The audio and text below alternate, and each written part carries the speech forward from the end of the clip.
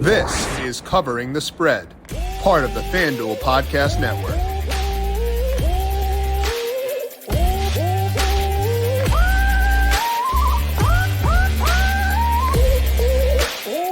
We are closing out week number 6 in the NFL by talking about some Monday Night Football between the Denver Broncos and the Los Angeles Chargers. Breaking down that game from a betting perspective may not be the most exciting game, but we're going to add on to the excitement by talking about NBA opening night with Tom Vecchio of numberFire, getting his read on both Monday Night Football and Tuesday in the NBA. This is Covering the Spread right here on the FanDuel Podcast Network and numberFire.com. My name is Jim Sonis. I am a senior writer and analyst for numberFire.com. Joined here once again by Tom Vecchio. Check him out on Twitter at DFS_Tom. Tom, happy Monday to you. Happy NBA NBA Eve to you. How you doing? Good. I'm doing good. Yeah, NBA opening night eve. It's an exciting time. NBA starting, NHL is a week into the season. Football is in full swing. I think tonight's game is, it's okay from the grand scheme of things. There's a lot of question marks for a lot of people, but I'm ready to go. Yeah, it kind of sucks, I think. I hate the Broncos at this point. And my distaste for teams stems from whenever I foolishly trust them. So it's my fault. I admit this is my fault that I hate the Broncos. But like watching them in a primetime game again makes me want to vomit. I generally like the Chargers, so I could, I was hoping my numbers would show value in the Chargers. They don't. We'll talk about that and more as we get set for the game for today. But we'll add on some NBA thoughts with Tom too. Got 2 games tipping off tomorrow night to open the NBA season. 76ers at Celtics and the Lakers at Warriors. We'll get Tom's read on both of those later on. But first, a reminder to make sure you are subscribed to Covering the Spread wherever you get your podcast. We have the show every weekday, Monday through Friday, right here in this exact same place. My NFL Week 7 first look coming up tomorrow. We'll have college football Wednesday, NFL Thursday, and NFL player props on Friday. To get all those shows as they go live, make sure you are subscribed to the numberFire Daily Fantasy Podcast feed wherever you get your podcasts. And while you're there, if you like what you hear, leave us a rating and review as well. Twisted Tea and FanDuel have joined forces to bring you a one-of-a-kind contest series that gives you a chance to compete for your share of thousands of dollars in site credit. Introducing Twisted Tea's College Football Picks, a sports betting-focused contest series that's entirely free to play. The contest is simple. Each college football game will be assigned money line, spread, and total markets with assigned points in each market. All you have to do is make 6 selections based on those 3 markets and earn points for each correct selection you made. If at the end of the day, your score ranks among the best in the contest, you'll be eligible for your share of site credit. Head to FanDuel.com/TwistedTeaPicks and make your picks. And remember, please drink responsibly. Let's dig in here to Monday Night Football. We got the Broncos, combine those two. The Broncos at the Chargers, Charcos. I think Charcos is better. I want to go with Charcos. I'm going to go with Charcos.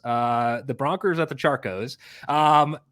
Before we talk about the actual betting markets of this game, Tom, I want to get your overall read because my general read is annoyance for this game, specifically on the Denver side of things. But what's your read on Broncos at Chargers? Yeah, definitely annoyed. The question is what type of offense are we going to see from the Broncos?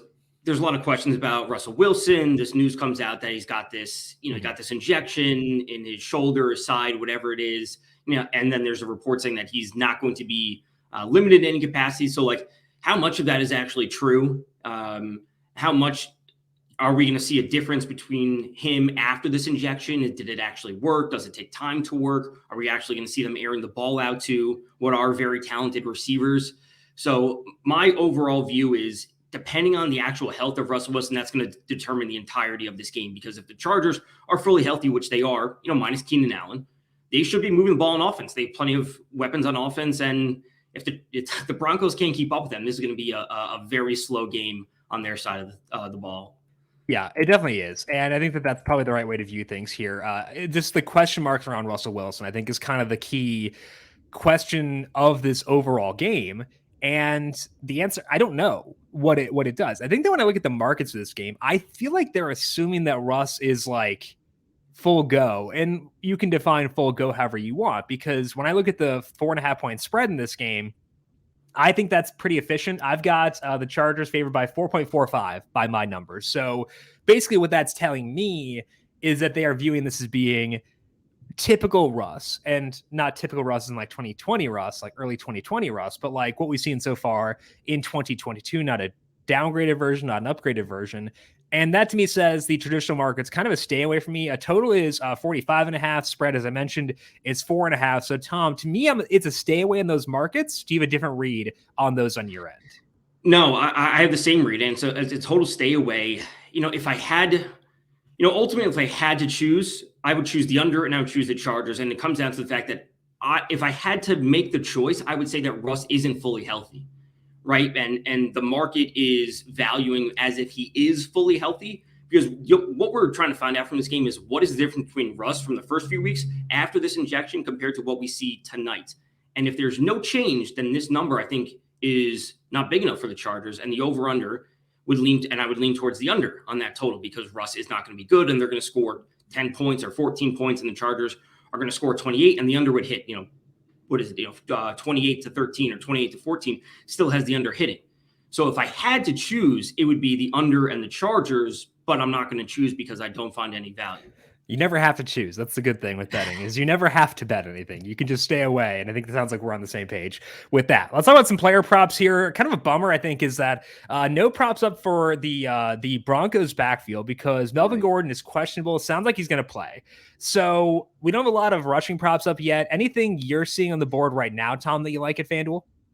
First would be Justin Herbert over 35.5 passing attempts. It's sitting at -108. As I said a couple weeks ago, this is one of the markets that I generally prefer. We can highly accurately project passing attempts, game flow. Herbert only had, 34 last week. The Chargers were down at a 50.1% pass play percentage last week, which is noticeably lower than what they are averaging on the season, which is up at 61%. Herbert is averaging 40 attempts per game. This rib injury that he suffered really isn't seeming to limit him. Mm-hmm. So I like the over. They should be a more pass-heavy team. This does come very close to the line of how much are we going to be seeing from the Broncos, because, again, if the Broncos are not keeping up in this game, then the Chargers probably won't be in a spot to pass the ball. They should be running. So I'm cautiously optimistic for Herbert, just because they should see some positive regression to the rate that they are going for the season, instead of down at 50.1% from last week. So Herbert over is a spot that I would initially lean. Yeah, I think that makes a lot of sense, because thinking back to last week, they're facing the Browns, who have been like outlierishly awful against the rush for the entire season. And typically the issue the Chargers have had is they can't run because their run game is not good. They were able to run last week, and they did. Here, I'm not sure they'll be able to. The Broncos, very good against the pass, obviously, given their personnel, but they're also pretty good against the rush, an above-average team. So teams on early downs throw against them 56% of the time. And that's like a little bit above the league average. So I would expect more of a pass-heavy script, kind of similar to what you were saying, which could lead to more Herbert pass attempts. That number, as you mentioned, 35.5 for Herbert, -108 on the over there. Looking at the receiving props, I've got nothing there either. Like, the only guy who's getting a legitimate workload in this Chargers offense right now is Mike Williams. We've seen Gerald Everett and Josh Palmer split a lot of work. The problem is Mike Williams is going to see probably his toughest matchups of the year. Patrick Surtain Jr., or the second, has been playing really well this year. 68.5, the number on Williams. I typically am going to be high in Williams, and there's no Keenan Allen. In this spot, it's pretty tough for me to get there. And the backfield for the Broncos, once the Eckler or the Gordon props are up, under the assumption that he plays, it was more of a split last week than I think people realized it was. So I would be looking towards some Gordon unders to see where they open up, just based on potential game script, potential injury there, the fact that his role last week was not as good as I think perception was. I'd look towards unders on Gordon, but see where those numbers are once they're posted later on today. What about touchdown props, Tom? Anything standing out to you there?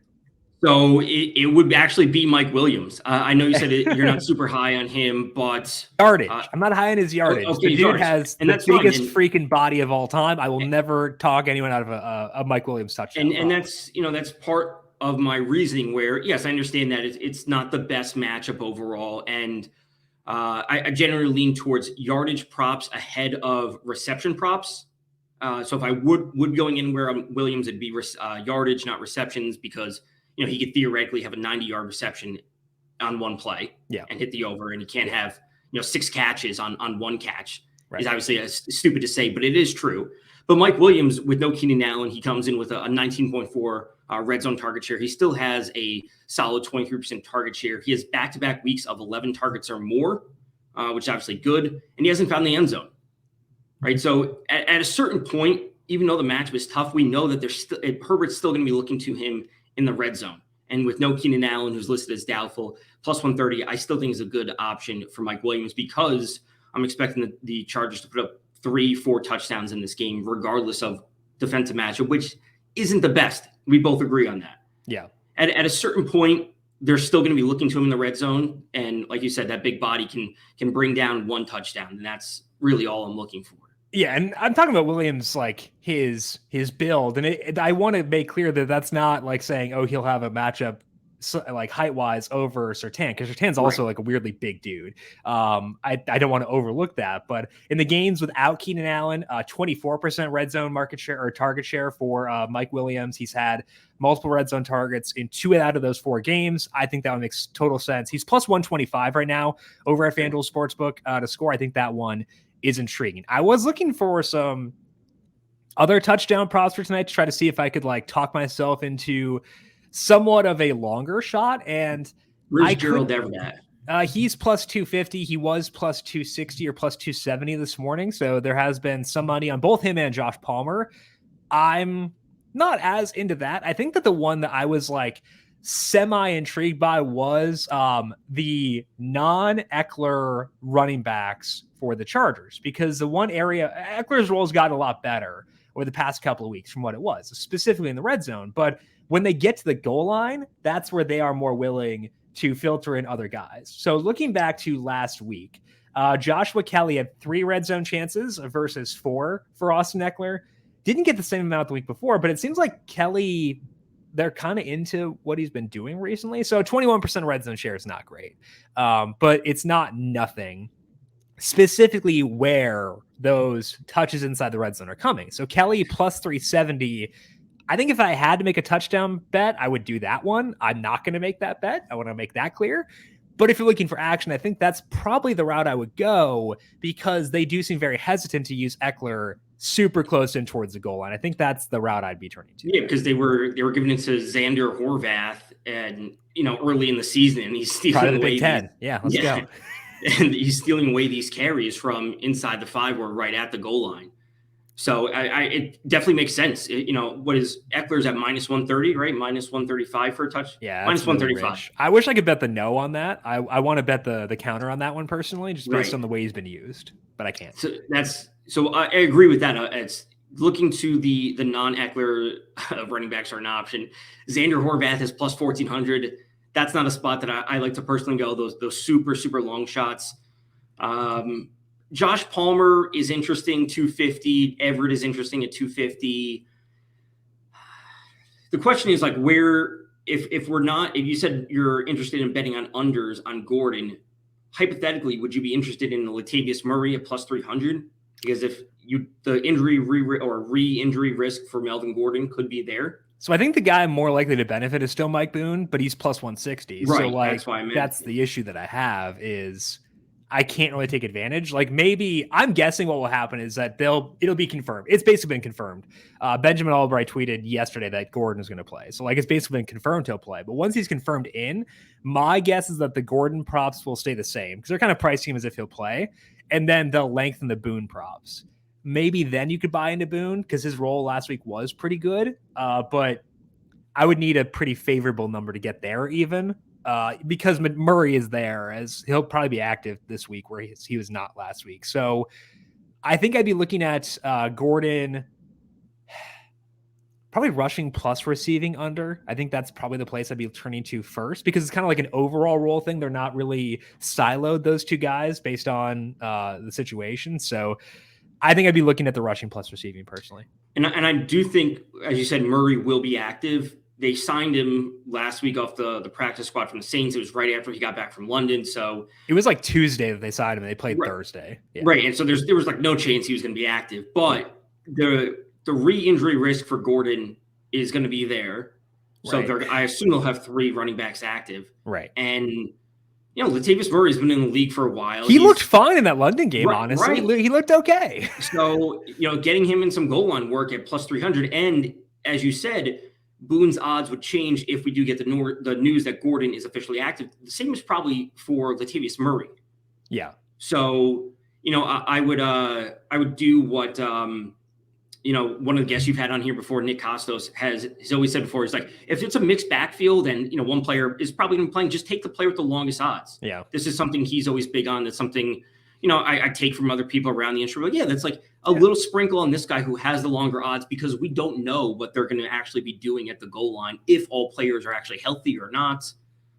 So that's a good little spot to look at least where I'll be looking for Latavius Murray. Can't go too bad listening to the prop king, Nick Costos, by any means. Yeah, I think that if I were to pick one, I'd go with the Kelly plus 370. I think I like that more even than the dealing with like Latavius and stuff like that, especially because we're getting a discount on him compared to Latavius somehow. I think that's where I'd be going there. Any other thoughts for you on this game before we talk about some NBA? No, I think tonight's game is pretty straightforward. If Russ is healthy, we could be actually in for a real game. And if he's not, it's going to be pretty lopsided. It's lopsided and pretty slow. I'm very excited for them to finally win a game when I'm not betting them. So here we go. It's going to happen. Okay, let's talk about NBA Open tonight. As mentioned, we have two games coming up tomorrow. We got the 76ers at the Celtics. Celtics favored by 3 there. We have the Lakers at the Warriors. Warriors favored by 6.5 in that one. And Tom, I don't know NBA, so I'm going to be leaning on you a lot, not just today, but throughout the NBA season, especially once we get beyond NFL season, because I got nothing, man. Talk me through this slate. What are you seeing for bets on this NBA opening night? So first and foremost, looking to early season spots that I believe are, player props that are inefficient. Game lines are super tight. Games that you would expect to hit the under. We could have the 2 teams in the bottom 5 of offensive pace, 2 teams in possessions per game, and then they just hit the over just because players get hot that night. Like over-unders in the NBA are super tough, and player props I think are a little bit easier. So looking to the inefficiencies early in the season, I think is a spot to take advantage. And thankfully enough, we have one of those spots in the very first game of the season, and that would be with the 76ers point guard Tyrese Maxey. The 2 props that I like for him would be over 2.5 made threes, which is at plus 110. And over 18.5 points, sitting at minus 128. If I had to choose one, I would choose the over 2.5 threes. So Tyrese Maxey is expected to be their starting point guard. We know that the 76ers have James Harden and Joel Embiid. They're 2 star players, but Tyrese Maxey is that rising star. So one of the inefficiencies that I'm looking for, or one of the connections, correlations, whatever you want to call it, that I'm trying to make would be that Tyrese Maxey has the second shortest odds, sitting at plus 1,200 for the most improved player. So we're looking at a player that is widely viewed as a player that's ready to take the next step. And 2.5 made threes is probably too low, specifically when it has plus money. So what we could see happen is the line changes to 3.5 made threes going forward, or it's going to be 2.5, but it's going to be heavily juiced. And we look at his points total, which is pretty modest. Last year, he averaged about 17.5 points and sitting at 18.5. So if the market all off season was pointing to Tyrese Maxey being the second best option for the most improved player, 2.5 made threes at plus money is probably wrong. So if we can make these connections between season-long awards, which obviously there's a little bit of speculation here for some of these players, but this number being too low, because the number indicates that he's going to be playing the same role that he was last year, which is not the case because of the market moves in other areas, if that all makes sense. It does, yeah. What was the other one you had besides the made threes for Maxey? Over 18.5 points. It was at minus 128. Should still be. Yeah. All right, so this and he also plays, and this is getting into like a little bit of a different discussion, but the 76ers are obviously a championship hopeful team, and Maxey plays the role that I think is the most important, where on a championship team, you have 2 star players, which are Harden and Embiid. We know they're awesome. You have a rising star with Maxey, and then you have a group of role players. And teams, if we look back, who win championships kind of fit that mold. If we look back to the Raptors when they won, they had Kawhi and Kyle Lowry, who were stars. They had absolute star players. They had the rising stars of Pascal Siakam and Fred VanVleet. They had a bunch of role players. The Warriors are a little bit of a different story. The Bucks had it with Antetokounmpo, Chris Middleton, Drew Holiday. They're all kind of 3 stars, but we're looking for Maxey to fill that role of what I look for in a championship team. And 2.5 at plus money, I think, is a little bit too low with the plus money. And we know that a Daryl Morey team is never afraid to jack up some threes. So we're like we're looking at all these things together, and I think that if we're expecting him to be this good and take this big of a step, we can't be getting plus money at 2.5, and it's not going to last. So, come next week or 2 weeks from now, it's going to be 2.5, it's going to be minus 150, or it's going to be 3.5, which are spots I don't want to go. You can actually, I would also shop around because while you were talking, I pulled up Rhode Island Sportsbook because I'm lazy and don't want to drive to Connecticut. You can actually get pretty good odds on Maxi over 2.5 at some other books as well. So I shop around. Season-long awards there? I think so. I don't typically bet futures. I know, but I'm just saying what his odds difference, because he's plus 1,200 for most improved player. Okay. I'm in the process of betting this 2.5 field goal prop because I'm lazy and don't want to drive to that. Okay, so let me pull up the player team futures, player futures. The most improved interface here is not great, if we're being fully honest. Not to drag them a lottery run sportsbook. Yeah, they don't have awards. They have, I might not be able to bet awards here, to be fully honest. But they have like most 3-pointers made and stuff like that. Okay.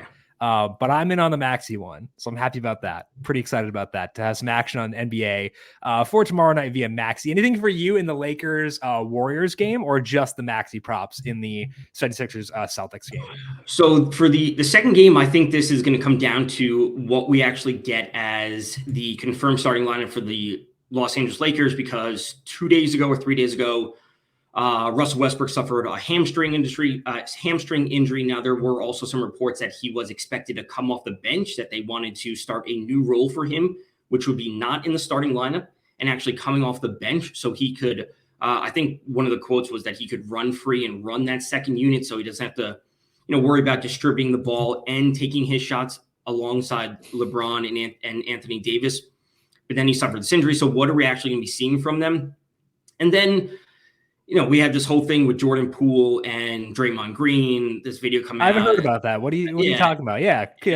Obscure thing you're referencing. Yeah. So just this little thing at practice and this video coming out, and then Jordan Poole gets this massive extension.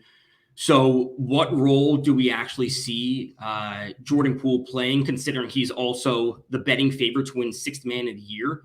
Mm-hmm. So are they going to give him a ton of shots? Are they going to let him kind of run free? If I had to go anywhere, I would lean on the under. As I know, I said at the top, they're super tight to begin with, but the Lakers over the past few years have historically started off very slow. The Warriors are going to have their banner raising ceremony, as they apparently do every other season at this point. But I would lean on the Warriors, the under, and I would lean on Jordan Poole for probably points. Over threes is minus 166 for over 2.5. Again, not a spot that I want to go, but I would go to over 18.5 points, minus 120. They just paid him a ton of money.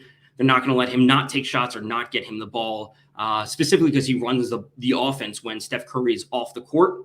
And that is probably one of the main things, not just for Poole / Curry, but all players. What is their role and when do they play? Yeah.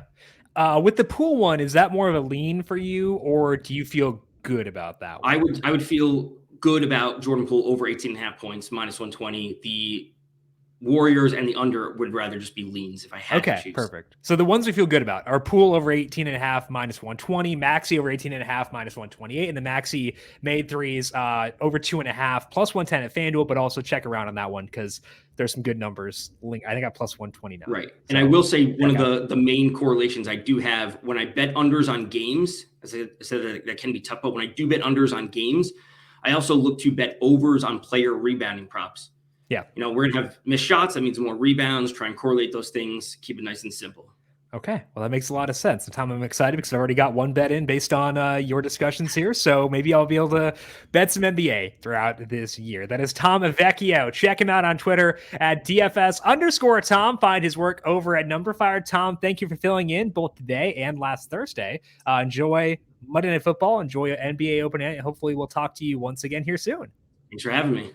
All righty, back once again tomorrow. Talk about week 7 in the NFL. Get the first read on that and also recap this past week. I am on Twitter at Jim Sannes, JIMSANNES. You can get this podcast on the Covering the Spread podcast feed and the FanDuel YouTube page. So go subscribe wherever you prefer to consume your content. We'll talk to you all once again tomorrow. This has been Covering the Spread right here on the FanDuel Podcast Network.